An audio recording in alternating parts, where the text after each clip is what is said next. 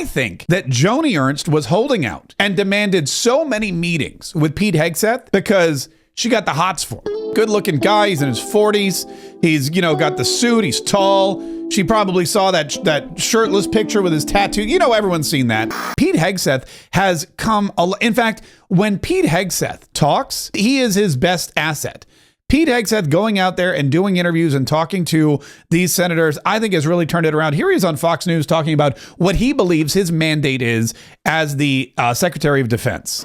Well, there's a lot to be done. First of all, you salute the commander-in-chief who got those 76 million votes and is going to chart the way. And I'll give him advice and counsel along the way. I'll just say what he told me. Return the Pentagon to the warfighters, Pete. Get in there and clean out all the social justice, politically correct garbage on top and get back to lethality, warfighting, accountability, meritocracy, and readiness. And guess what? 95% of the people in that building in the Pentagon and that wear the uniform, that's all they want to do anyway. And so when you return to that, it changes the culture of an institution that now stands up straight. You address that recruiting crisis. You address the retention crisis. Sean, I can't tell you how many families have reached out to me and said, my son or daughter wasn't going to join, and now they are after President Trump was elected and you were chosen to be SecDef. Same with retention. And then the rest of the world takes notice of that, Sean. So I'm not going to get ahead of the president on policy or what our posture will be. But we will be strong. And we will have peace through strength, as Donald Trump has said, and we will put America first. That's what he's asked me to do at the Pentagon, and that's my promise to the American people and our warfighters, led by President Donald Trump. Wow, that's your lethality, meritocracy, readiness. Those are three things you kind of want in the military, aren't they? Those all sound really, really good, but that's not at all. Here's what you got. You got Joe Biden and you've got Lloyd Austin, and they're all about diversity, equity, and inclusion, which does not win wars and does not strengthen your military. Fun fact, you lose wars and you weaken your military when you're relying on or when you're focused on diversity, equity, and inclusion. Over here, you got Pete Hegseth. He's looking at lethality, meritocracy, and readiness. I'm all about a lethal military who's ready to go and who has the most qualified, most well-trained leaders in the positions of power. I think that's the way you actually get things done. And again, I've never served in the military myself, but you know what? With Pete Hegseth as SecDef, I would totally sign up. I'm a little old. I don't think they'd have me. I'm a little too old, a little too out of shape, a little too bald, maybe kind of a loudmouth. Don't really do well with authority, but otherwise I'm ready to go. I'm ready to go and serve my country any way I can. And it's every single time he meets with a senator, every single time he goes to Capitol Hill, every ounce of FaceTime he puts in with people pays off. Rick Scott has known him for years and talks, so well about him. Oh, he's going to get confirmed. I mean, let's look at his background. As people get to know him, they want to support him. Here's a guy that's a combat veteran. He's led the troops into battle. He knows what it's like to lead troops into battle. He knows what it's like to know somebody that lost their life, know somebody that's been injured. He's been an unbelievable supporter of our veterans since he got out of the service. He loves, like the president said, he loves our military. He's going to make sure we have a lethal military that our enemies are scared to death of and our allies respect. He's going to get rid of the woke policies because he knows when he goes to battle, he wants to have the best men and women around him.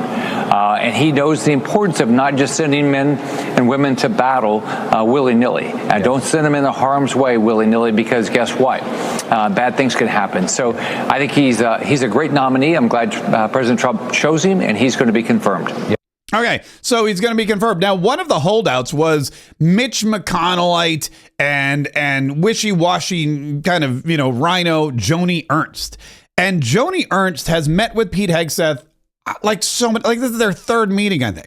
Joni Ernst yesterday, she finally said she was going to support him. She finally threw her support behind Pete Hegseth. The internet went crazy. Everyone was like, oh, Joni Ernst said she's going to support Pete through this process, and they were pinning her down in the parking lot. And I thought to I used to think to myself, who is this woman that thinks she's so important and her opinion matters so much to the rest of us that she's going to take up so much of this guy's time when all the other senators are already on board? So many early adopters to the Pete Hegseth Secretary of Defense idea.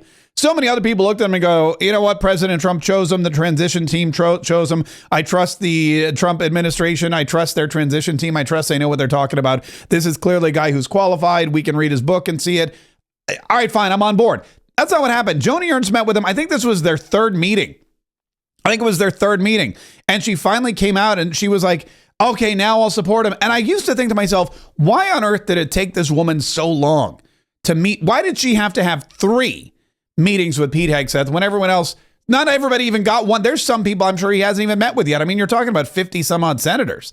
I'm sure there's some people he hasn't even been able to make the rounds to yet. He's on Capitol Hill every single day, trying to squeeze out every moment of time he can to get some FaceTime with the folks who are going to put him in office. And I finally figured it out when I looked at this picture. I think that Joni Ernst was holding out and demanded so many meetings with Pete Hegseth because she got the hots for him. I mean, look at this guy. He's a good-looking guy. He's in his 40s. He's, got the suit. He's tall. She probably saw that shirtless picture with his tattoo. Everyone's seen that. The tattoos were a point of contention. Joni Ernst is in there going, let me look at these tattoos again. Oh, my. You know what? I'm not so sure about him yet. Call him in for another meeting. Call him in. Crank up the AC because it's getting hot in here. Call him in for look at the way she's got his arm around him. She's smiling ear to ear. She's looking at Pete Hegseth like Jill Biden's looking at Donald Trump at Notre Dame, isn't she? Look at that. I think that Joni Ernst was ready, willing, and able to confirm Pete Hegseth on day one. But she thought to herself, man, if I could get him in my office, not once, but multiple times over the next few weeks, she saw her shot and she shot her shot is what she did. And now I think people are onto her and they're like, look, Joni, we know he's a good looking guy. We know he's handsome. We know we see what's going on here. Yeah, you got it, but he's got other meetings. He's got stuff to do. He's not just, he's not just eye candy for you to look at.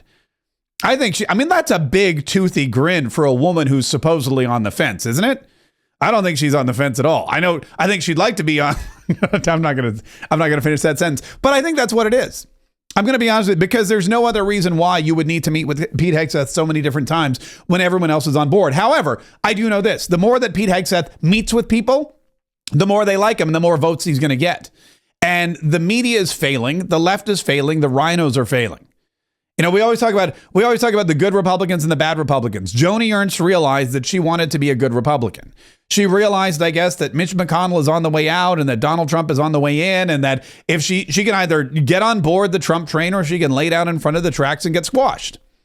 And she decided that she wants to not get squashed.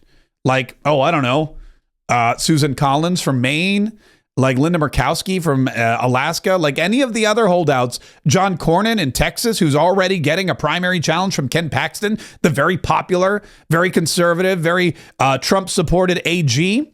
Don't think that Donald Trump's above ousting a seated senator in a state where he thinks he can get somebody on board who is going to be more loyal to him and his America First agenda, not just now, but in the future. I mean, Donald Trump's building a legacy.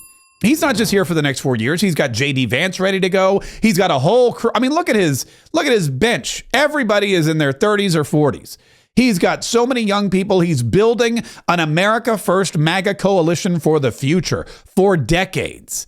And if he can get somebody on board who is a new MAGA conservative senator in place of an old Mitch McConnellite who bows down to the feet of Mitch McConnell and is loyal to the Washington elite and the deep state, if he can get rid of him, he will 100% do it. And he knows exactly how to wield his power.